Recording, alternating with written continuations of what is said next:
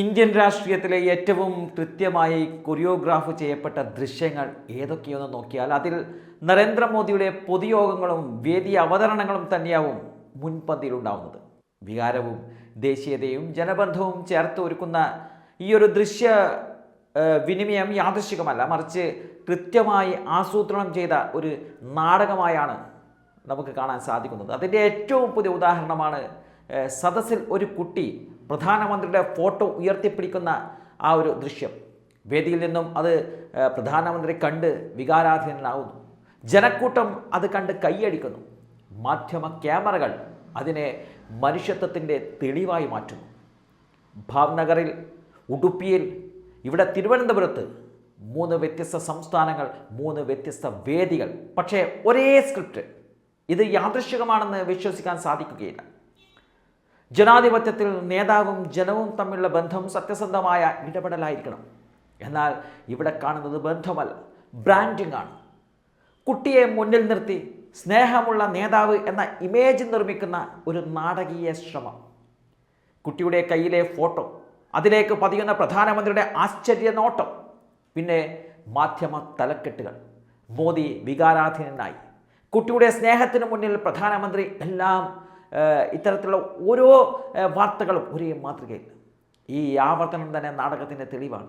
ഭാവ്നഗറിലെ പരിപാടിയിൽ ഇത് സംഭവിച്ചപ്പോൾ ജനങ്ങളുടെ സ്വാഭാവിക സ്നേഹം എന്നതായിരുന്നു BJP അനുകൂല മാധ്യമങ്ങളുടെ വിശദീകരണം. എന്നാൽ ദിവസങ്ങൾക്കകം ഉടുപ്പിയിൽ അതേ ദൃശ്യം ആവർത്തിക്കപ്പെടുന്നു.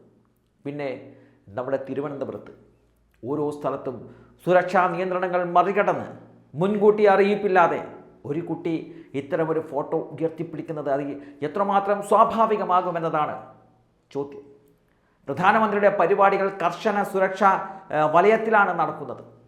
ആരാണ് സദസ്സ് ഇരിക്കുക, എന്ത് വസ്തുക്കൾ കൈവശം വെക്കാം, എവിടെയാണ് ക്യാമറകൾ എന്നെല്ലാം മുൻകൂട്ടി നിശ്ചയിക്കുന്നൊരു പരിപാടിയാണ്.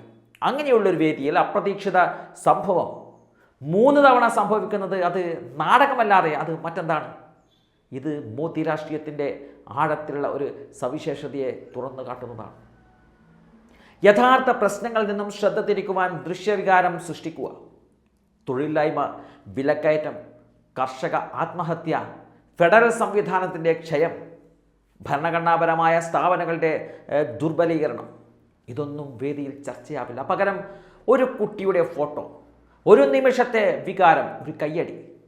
നാടകം വിജയിച്ചാൽ മറ്റ് ചോദ്യങ്ങളൊക്കെ അവിടെ മൂടപ്പെടും.